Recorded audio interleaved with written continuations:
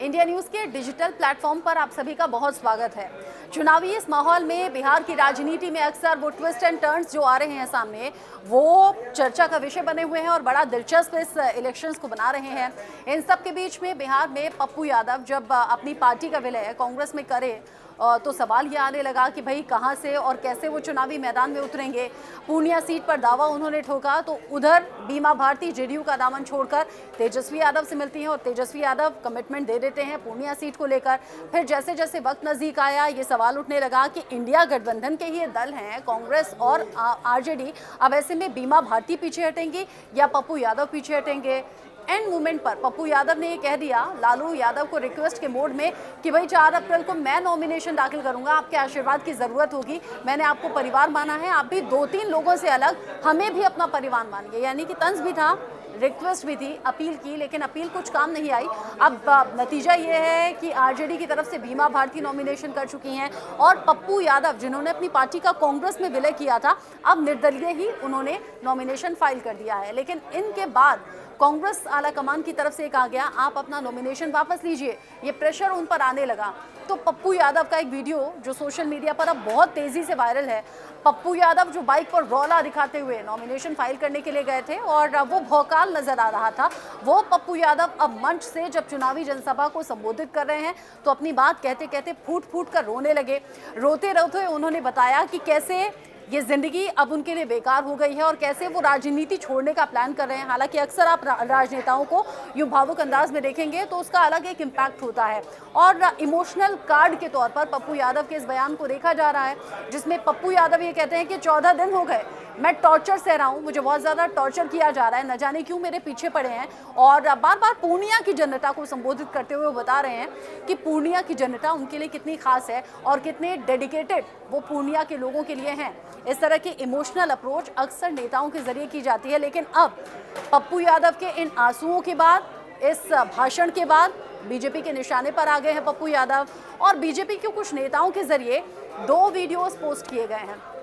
2 video post करके वो पूछ रहे हैं कि पप्पू यादव को क्या हुआ जो दूसरों के रोने का मजाक उड़ाते थे। काफ़ी पुराना एक वीडियो है जिसमें वो एक लीडर का मजाक उड़ाते हैं, नाम मैं नहीं लूंगी, एक लीडर का मजाक उड़ाते हुए कहते हैं कि भाई रोने लगते हैं, रोते आखिर क्यों हैं, नकल करते हुए पप्पू यादव नजर आए थे। और आज बीजेपी उसी वीडियो को लेकर तंज कर रही है पप्पू यादव पर और कह रही है कल तक आप दूसरों का मजाक बना रहे थे, आज तो आप खुद मजाक बन गए हैं। यानी कि आड़े हाथों पप्पू यादव के उस बयान को लिया जिसमें वो रोते हुए नजर आए, एक तरीके से गिड़गिड़ाते भी नजर आए और सीधे निशाने पर कांग्रेस को भी ले लिया, क्योंकि कांग्रेस पार्टी में ही अपनी पार्टी का विलय पप्पू यादव ने किया है। यानी कि 2 तस्वीरें आजकल सोशल मीडिया पर बहुत ज़्यादा वायरल हैं। साथ ही बिहार की सियासत में अब और कौन से नए ट्विस्ट एंड टर्न्स आएंगे ये देखना दिलचस्प रहेगा। लेकिन पप्पू यादव का पुराना वीडियो आपने देखा जिसमें वो दूसरों के रोने का मजाक उड़ा रहे थे, अब उन्होंने कैसे मंच से रोते हुए अपील की जिसकी चर्चा सोशल मीडिया पर है। एक बार आप भी सुनिए और डिसाइड कीजिए ये आंसू नकली हैं या असली हैं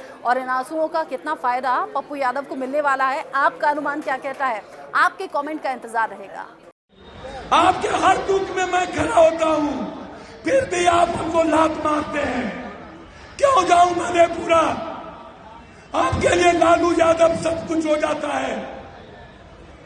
पूर्णिया के यादव में कम से कम इतना तो है यहाँ के बैकवर्ड में कि वो पप्पू को अपना खून समझता है।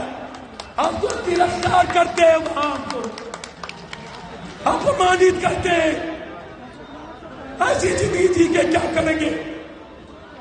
ऐसी राजनीति क्या करेंगे? नहीं करनी है ऐसी गंदी राजनीति। मुझे 14 दिन से हमको टॉर्चर किया गया। टीवी चैनल 14 दिनों तक पूर्णिया पप्पू कांग्रेस पर प्रेशर दिया गया, मेरे खत्म किए गए, मेरी पार्टी खत्म की गई। उसके बाद मुझे खत्म करने की कोशिश कुछ कांग्रेसी और कुछ अपनों ने। हम इतना गलत थे, इतना नफरत है मुझसे आपको कि आप कल मेरे खिलाफ आ गए हेलीकॉप्टर लेके। आज तक आप कहीं नहीं गए। कौन सी दुश्मनी थी मुझसे? क्या किया था मैंने? आप कहीं नहीं गए। आपने कहा बतासा जाए तो जाए, मंदिर नहीं जानी चाहिए। पपुआ खत्म हो जाए तो जाए, लालू जी आपका बेटा बचना चाहिए।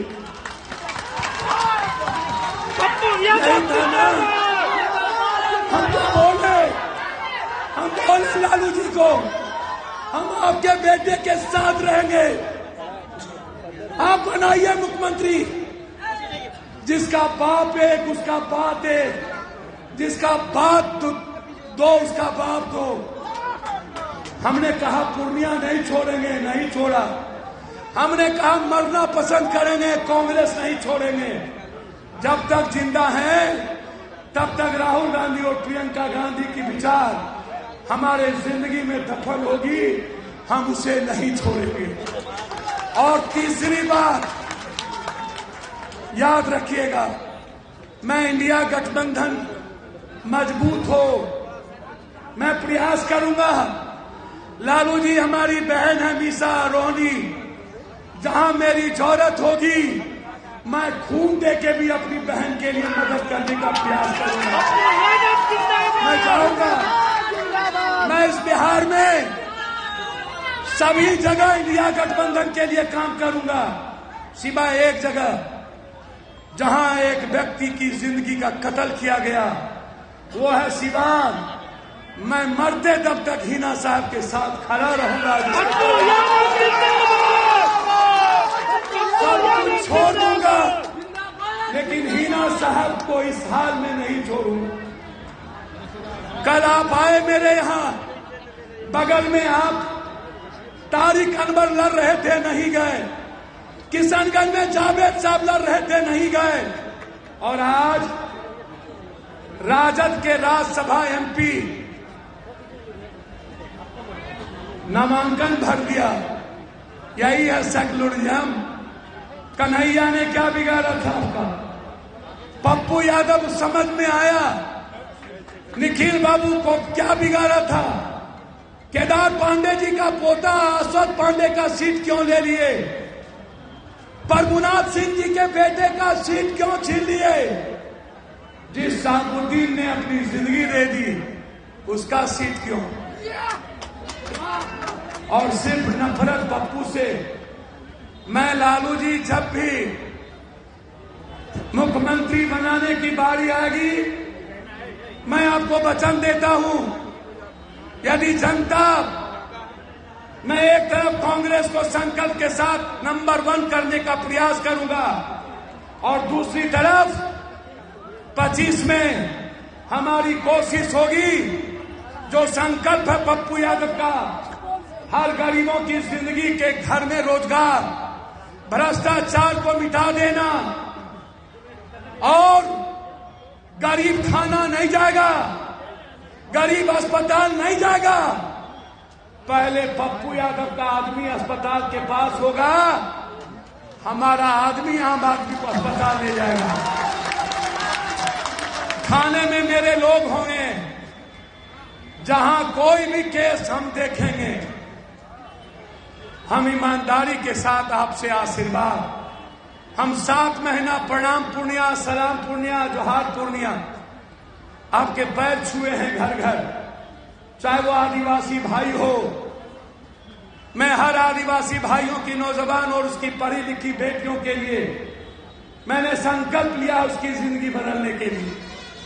चाहे वो पासवान समाज के लोग हों, चाहे राम समाज के लोग, चाहे ऋषिदेव समाज के लोग, चाहे वो शर्मा हो या जोल्हा, चाहे गौरी हो या निषाद, चाहे तत्मा हो या चंदवंशी केवलत समाज, मैं आपको वचन देता हूं, ये धरती रेणु की थी और वो रेणु ने संस्कार दिया है। आज पप्पू यादव रेणु का बेटा बनकर के कहता है, रेणु के संकल्प से, जिस रेणु ने पूर्णिया को बनाया, जिस रेणु से पूर्णिया की पहचान बनी, आज रेणु का बेटा पप्पू से फिर से एक बार पूर्णिया को दुनिया में जानने का मौका मिला। पप्पू आज तस्लीम साहब नहीं रहे, भूपेंद्र बाबू नहीं रहे, ललित नारायण मिश्रा जी नहीं रहे, कुंवर जी नहीं रहे, बीपी मंडल नहीं रहे, भोला पासवान शास्त्री नहीं रहे। आज सीमांचल विहीन हो गया, लालू जी बुजुर्ग हो गए, कोसी नेतृत्वहीन हो गया और कोसी सीमांचल ने एक बेटा पैदा किया और यही बेटा एक दिन दुनिया में कोसी सीमांचल को नंबर 1 करेगा।